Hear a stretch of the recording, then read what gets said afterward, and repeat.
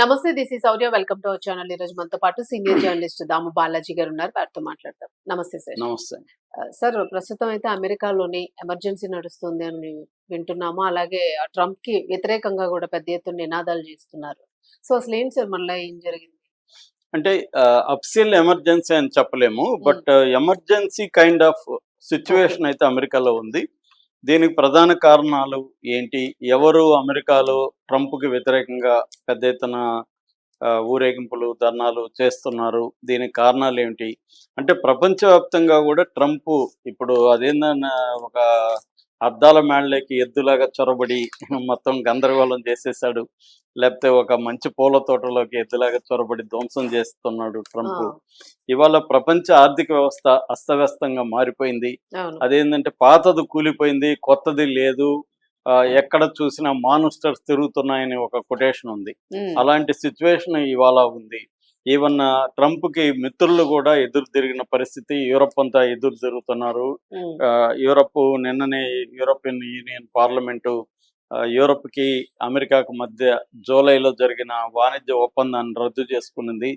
మరోవైపు అనేక చోట్ల ఫ్రాన్స్ లో, జర్మన్ లో, మెక్సికోలో, పోర్చుగల్లో ఇలాగ అనేక చోట్ల ట్రంప్ కి వ్యతిరేకంగా ప్రజలు వీధుల్లోకి వచ్చి ప్రదర్శనలు చేస్తున్నారు. అట్లాగే గ్రీన్లాండ్ నాకు కావాలని గట్టిగా చెప్తున్నాడు. అక్కడ కూడా గ్రీన్లాండ్ ప్రజలు, డెన్మార్క్ లో ప్రజలు కూడా చేస్తున్నారు.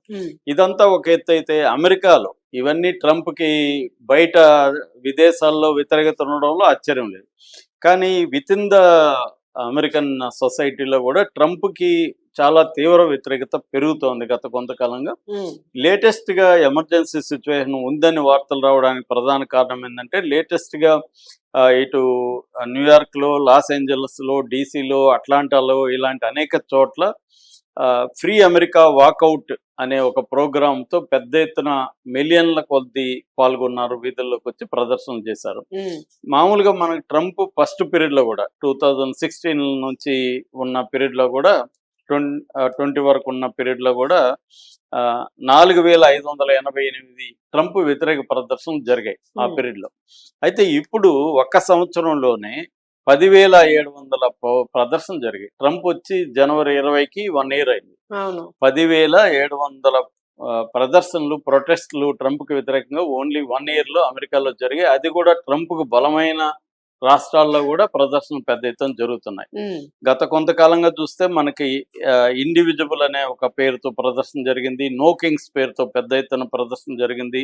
మేడ్ ఏ స్ట్రాంగ్ అనే పేరుతో జరిగింది. లేటెస్ట్ గా ఫ్రీ అమెరికా వాకౌట్ అని అనేక సెక్షన్స్ ఆఫ్ పీపుల్, చిన్న స్మాల్ స్కేల్ బిజినెస్ కావచ్చు, కాలేజెస్, యూనివర్సిటీ నుంచి కావచ్చు, వర్కర్స్ కావచ్చు, అనేక చోట్ల మేధావులు కావచ్చు, అందరూ కూడా వీధుల్లోకి వచ్చి ప్రదర్శన చేస్తున్నారు. ఈ ప్రదర్శనలో దేనికి చేస్తున్నారంటే, ఒకటి అథారిటేరియన్ బిహేవియర్. ట్రంప్ ఎవరిని కేర్ చేయట్లేదు. అక్కడ మనకి ఇలాగ పార్లమెంట్ ఎలాగో అక్కడ కాంగ్రెస్ అంటారు, కాంగ్రెస్ అలాగా కాంగ్రెస్ని దేన్ని కేర్ చేయట్లేదు. అతని మైండ్లో ఏదొస్తే దాన్ని అనౌన్స్ చేసేస్తున్నాడు. అదే రూలు, అదే చట్టము. అసలు చట్టాలు ఉన్నాయా, వీళ్ళంతా ఎందుకు ఎంచుకున్నారు, ఏం అర్థం కాదు. మొన్నటి వరకు డెమోక్రసీ అంటే గప్పాలు కొట్టేవాళ్ళు. American democracy. అసలు అమెరికాలో డెమోక్రసీ ఉందా? ట్రంప్ ఏమనుకుంటే అది. ఆయన ఎగ్జిక్యూటివ్ వచ్చిన అరగంటలోనే కొన్ని వందల ఎగ్జిక్యూటివ్ ఆర్డర్ల మీద సంతకాలు పెట్టేశాడు. మరి వాటికి ఇప్పుడు మనం ఏదన్నా ఒక నిర్ణయాలు తీసుకోవాలో, అనౌన్స్ చేయాలంటే ఇక్కడ అనేక వ్యతిరేకతలు ఉంటాయి. అసెంబ్లీలో పెట్టాలి, బిల్లు చేయాలి, మళ్ళీ గవర్నర్ సంతకాలు చేయాలి, ఇవన్నీ చేస్తే గానీ బిల్లులు రావు మనకి ఇక్కడ. అక్కడ ఏం లేదు, అతను ఇలా సంతకం చేస్తున్నాడు, అయిపోతుంది, సైన్యం వెళ్ళిపోతుంది. ట్రంప్ వచ్చినాక ఈ 1 year లో చాలా మంది షాకింగ్ గా ఉంటది ఈ సంఖ్య చెప్తే. 622 డ్రోన్ అటాక్స్, ఎయిర్ స్ట్రైక్స్ జరిగాయి ప్రపంచవ్యాప్తంగా. అమెరికా చేసింది. ఇవి కాకుండా సముద్రంలో విపరీతంగా ట్రంప్ ఒక మాఫియా లాగా ఏర్పడి గస్తీగా ఉండి ఆయిల్ ఎవరన్నా తీసుకెళ్తే వాళ్ళ మీద అటాక్ చేసి చంపడాలు, ఇవన్నీ పెద్ద ఎత్తున జరుగుతూ ఉన్నాయి. ఇది కాకుండా మనం చూసాం ఇరాన్ మీద అటాక్ చేసి, ఉత్తపుణ్యానికి ఇరాన్ చర్చలకు వెళ్తా ఉంది, చర్చలు నడుస్తూ ఉన్నాయి. ఉత్తపుణ్యానికే సడన్ గా వచ్చి ఇరాన్ మీద చేయడం, ఇరాన్ మీదకి ఇజ్రాయెల్ ఎగదోలి యుద్ధం చేయించడం, వేల మందిని చంపించడం. తర్వాత ఇరాన్ చుట్టుపక్కల, అంటే ఇజ్రాయెల్ చుట్టుపక్కల ఉండే ఇరాన్ యాక్సిస్ ఆఫ్ రెసిస్టెన్స్ అంటారు. ఇటు యెమెన్ కావచ్చు, లెబనాన్ కావచ్చు, సిరియా కావచ్చు, ఇలాంటి అనేక దేశాల్లో కూడా అమెరికా దాడులు జరపడం అనేది మనం చూస్తున్నాం.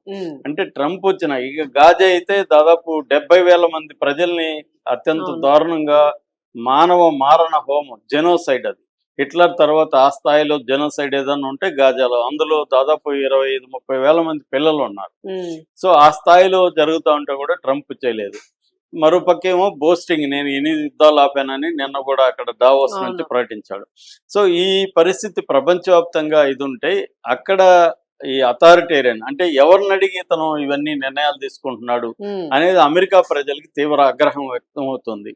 రెండవది ఇమ్మిగ్రేషన్. పెద్ద ఎత్తున ట్రంప్ రాగానే డిపోర్టేషన్ పేరుతో సంఖ్యలు వేసి మరీ అవును. అమానవీయంగా చేస్తున్నాడు.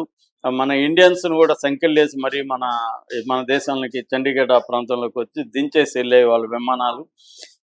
అట్లాగే ఐస్ అని department, immigration and customs enforcement department ప్రతి చోటకి వెళ్ళిపోయి నిన్న కూడా ఒక 5 ఏళ్ల పిల్లవాడిని బంధించారు ఐస్ వాళ్ళు.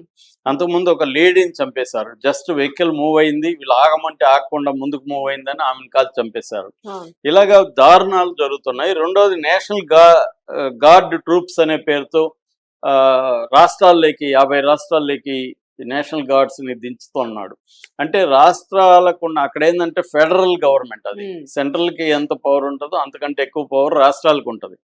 ఈ ట్రంప్ ఏం చేస్తున్నాడంటే ఆ రాష్ట్రాలకి పవర్ లేకుండా చూసుకోవడానికి ఫెడరల్ స్ట్రక్చర్ లో కూడా మార్పులు తీసుకొస్తున్నాడు. దానికి సంబంధించి ప్రాజెక్ట్ 2025 అని ఒక స్కీమ్ ను కూడా తెచ్చాడు. దీన్నే ట్రాన్సిషన్ ప్రాజెక్ట్ అంటారు. ఈ ప్రాజెక్ట్ ఏంటంటే ఫెడరల్ దీంట్లో కూడా స్ట్రక్చర్ లో చాలా మార్పులు తీసుకొచ్చి ఈయన దగ్గర ఎక్కువ పవర్స్ ఉంచుకోవడానికి ట్రై చేస్తున్నాడు. ఇప్పుడు సుప్రీంకోర్టులో కూడా ఇతనికి బలం ఎక్కువగా ఉంది. ఇతను నియమించిన జడ్జిలు ఎక్కడ ఉన్నారు కాబట్టి సుప్రీంకోర్టులో ఈ మధ్యనే 1000 పిటిషన్లు ఇతని మీద ఇది టారిఫ్స్ మీద. కానీ సుప్రీంకోర్టు ఇతనికి వ్యతిరేకంగా నిర్ణయాలు తీసుకునే పరిస్థితి లేదు. అంటే అన్ని వ్యవస్థల్ని తన గుప్పెట్లో పెట్టుకొని మొత్తం మార్పులు చేసేసుకుంటూ ఫెడరల్ స్ట్రక్చర్ ని చేంజ్ చేస్తున్నాడు. దీనివల్ల ఏమవుతుందంటే ఒకటే, అక్కడ ఎకనామిక్ బర్డెన్ అనేది అమెరికన్ ప్రజల మీద తీవ్రంగా పడుతుంది.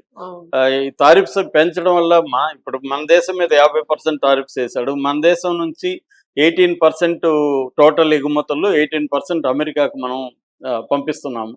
దాన్ని అక్కడ పెంచాడు. పెంచడం వల్ల ఏమవుతుంది, అక్కడున్న కంపెనీలు కావచ్చు, అక్కడున్న డిస్ట్రిబ్యూటర్లు కావచ్చు, వాళ్ళు ఆ నష్టాన్ని భరించరు.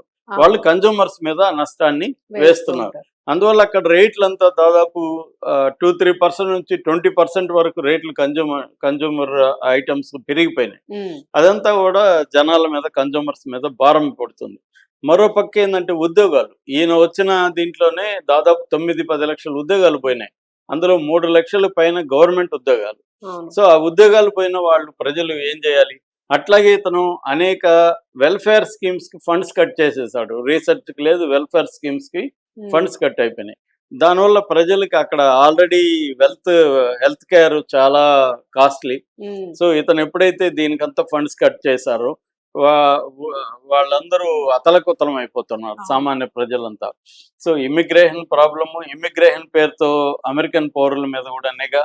రెండోది ఏంటంటే అక్కడ చిన్న చిన్న షాపులోళ్ళు, మాల్స్, వీటిలన్నిట్లో ఇమ్మిగ్రెంట్స్ దగ్గర తక్కువ జీతాలకు పనిచేయించుకుంటుంటారు. ఇప్పుడు వాళ్ళందరినీ తీసేస్తే అమెరికన్స్ ని అక్కడ వాళ్ళకి ఆ స్కిల్ సెట్ ఉండదు, వాళ్ళు అలాగా మన వాళ్ళు పనిచేసినట్టుగా పనిచేయరు. రెండోది వాళ్ళ డిమాండ్స్ ఎక్కువ, గంటకి $20-30 వేతనం కావాలంటున్నారు. తర్వాత ఇన్సూరెన్స్, ఈ స్కీములు, తర్వాత రూల్స్ మాట్లాడతారు. సో వాళ్ళతో పని చేయించుకోవడం కష్టంగా ఉంది.